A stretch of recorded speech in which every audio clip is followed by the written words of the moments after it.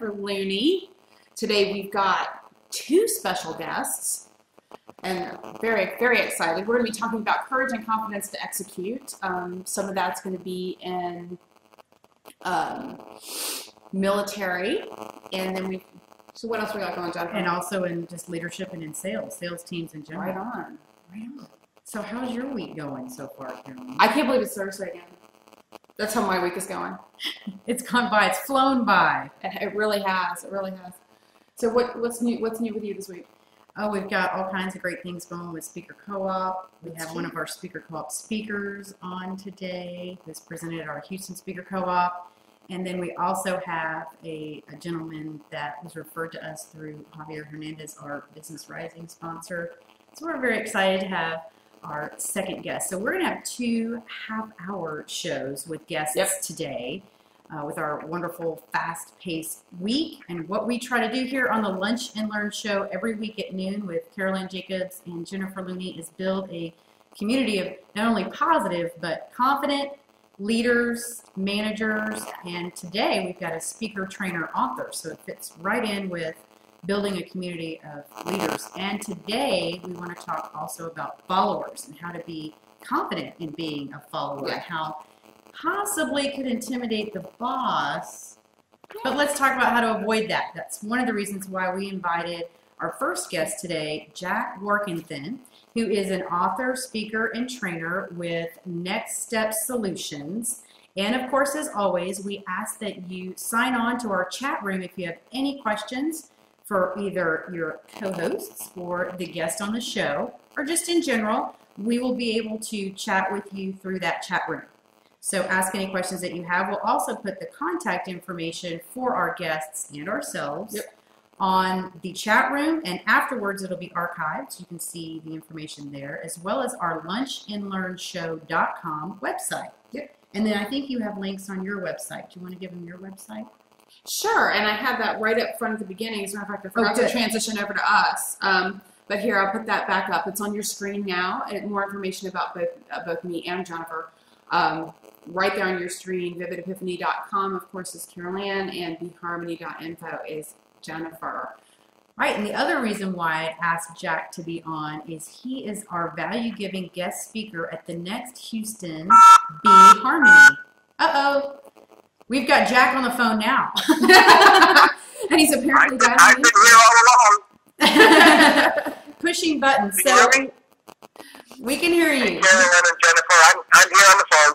We can hear you. So Jack Workington is a speaker, trainer, author, and past radio talk show host from Houston, Texas. And though he admits he's not an expert in sales, he's a lifelong student to the craft. In fact, he wrote a book on sales. It is called Life's a Sales Call, How to Succeed in the World's Oldest Profession. And if your target is to be rich, however you measure wealth, then you'll enjoy Jack's message today. We're going to ask him to speak to us around not only who he is and where he's come from, but a few questions we have around courage and confidence in leadership and in sales. All right, welcome, Jack. Hey, it's nice to be here on this beautiful Thursday afternoon. Oh, it's beautiful there. Not so much here. Every day is beautiful. It beats the alternative. We're creating our own sunshine here. So I was curious when I read about you and learned about you, somebody who's not an expert in sales, writing a book on sales. What brought you to that? What now? Well, I was curious about one of the things that you say is that you're quote unquote not a sales expert, and yet you wrote a book on sales. Right. So what caused you to do that? Yeah, when you talk about the book, actually it focuses on the two skills that really allow you, Carolann, Jennifer, and I, and everyone else listening to be 85% successful in life, and that is this: relationship building and communication skills. If you can master those two, then this book is good for two types of readers. One, those that are in sales directly and carry a bag, and two, those that aren't. Got it. Well, you know, you talk about being rich, and I always find that to be an interesting word. because it can have a negative connotation for some people. You know, I run into this with my clients all the time. It's as though there's something wrong with being rich or being wealthy. It's as if they got it in an underhanded way, but you don't shy away from that. In fact, Rich for You is an acronym. So how did it is. In fact, you know, you've heard the old adage, money can't buy happiness. Right. And I agree that money can't buy happiness, but it allows you to be sadness in pretty exotic locations when you think about it. But people evaluate and people use the word rich in different ways. My acronym is residual income creates happiness. Oh, I like that. Yeah. So for people who can create residual income, that can create happiness. It doesn't really matter how much. It's just if one can figure out and break the code. My favorite money in the whole world is what I call Swiss money. That's sales while I sleep soundly. That's the type of money that rich people make. Okay, well that really appeals to me. So could you say more about that? Sure. You know, we've got one or two choices in life. We could find a job or make a job. And this message is for really both types of people. Those who have jobs, the trouble is job has always been an acronym for just over broke. And there's no such thing as job security anymore.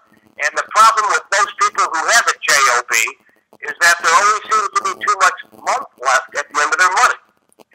So, if that's the case, then you've got to figure out a way to either create the residual income or make a job. And by make a job, I'm talking about pursuing your passion. If everyone discovered or uncovered their passion, and they pursued that in life, guess what? The money always follows. So, make a job, find a job. The trouble with people who just take a job is it's kind of like working 8 hours a day, sweating out, trying to build up your abs in the gym, and at the end of the day, the person who has the six-pack abs is your boss. The difference is if you have your own business, and if you pursue your own passion, you're going to work out 8 hours a day, and you're the one who's going to get the six-pack abs, not your boss. Yeah, you know, I can't help but agree with you since I've done that. And one of the challenges that I had when I started my business and that my small business clients come to me about, and I'm sure Jennifer's heard this too, is, but Carolann, I don't do sales. I don't like sales, blah, blah, blah, sales is bad. What's your approach about that? Yeah, a lot of people, it's kind of interesting. First of all, the reason I published the book, and you asked this question earlier, is to remove the stigma around being in sales. If everyone understood that they're in sales, regardless of what it says on their business card, we're selling a product, a service, an opinion, a cause.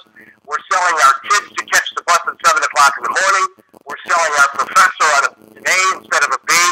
Just accept the fact that life is one big sales call. So rather than push back and fight it, just become good at it. And in essence, it's not really about how to sell, because nobody likes to get sold. Carolann, Jennifer, do you guys like to get sold? No, sir. Of course not. No, you don't. You never have a conversation with your spouse or your significant other last weekend that goes something like this: "Honey, let's go out and get sold a refrigerator." No, nobody likes to be sold, but everybody loves to buy. So what we try to focus on in the book and in my workshops is teaching people the dynamics of why people buy. It's not about selling; it's about why people buy. So even I tell people, I'm not even in sales. I'm a buyer's consultant. I'm helping people make buying decisions by giving the information they need, because man convinced against his will is of the same opinion still. Very good. Very good. Well, one of the things that I was reading about is that you really help people target towards a good prospect. So, you know, how, I don't want you to give, you know, your whole workshop away or anything like that, but you know, just, and we don't have time for it, but just in brief, you know, how do people do that? What's your method? And the target is the right analogy, because what we try to do, and we're going to do this, I can't wait to be a value giver on March 7th at 6 o'clock. I'm honored that you chose me. I hope everyone who's listening attends. learn.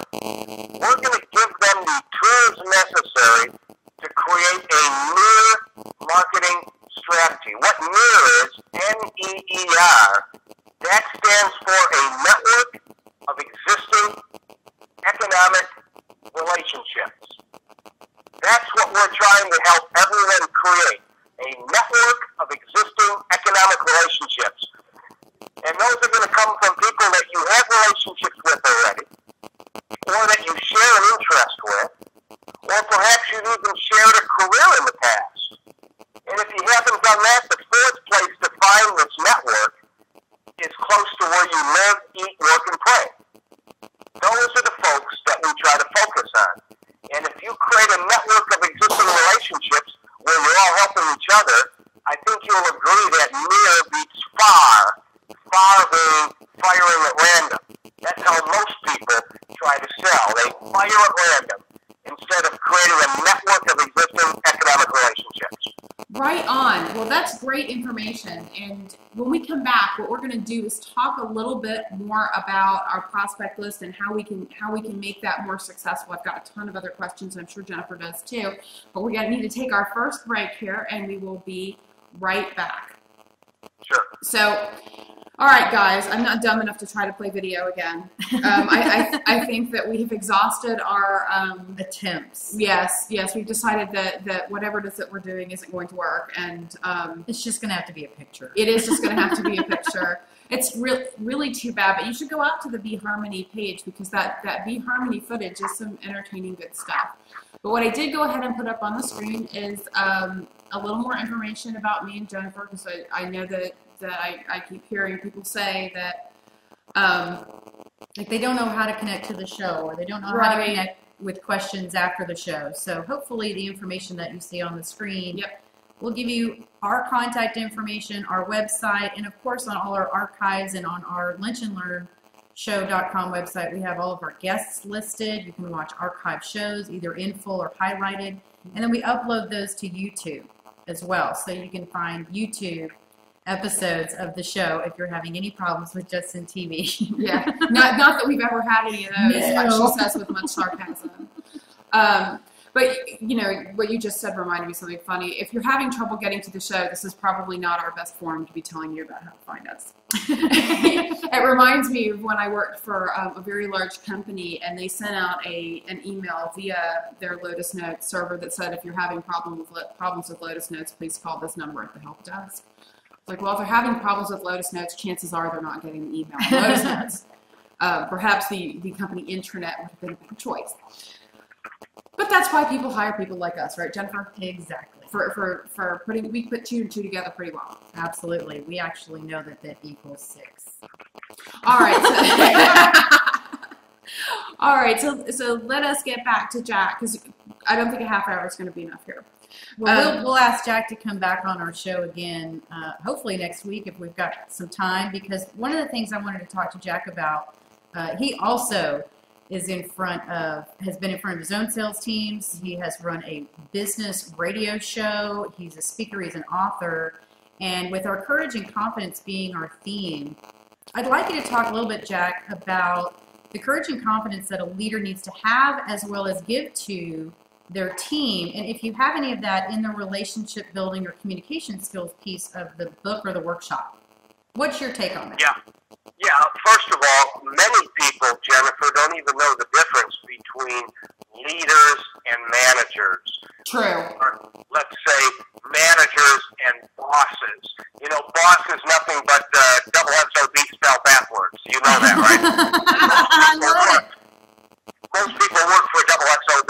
So the leader is who is in the front of the boat, and he's guiding the people in the rest of the boat. In other words, he's out on the line, demonstrating the behaviors that he's trying to teach within his unit, within his sales department. A leader leads by example. A leader is not a problem solver. A leader is a problem giver. What I mean by that is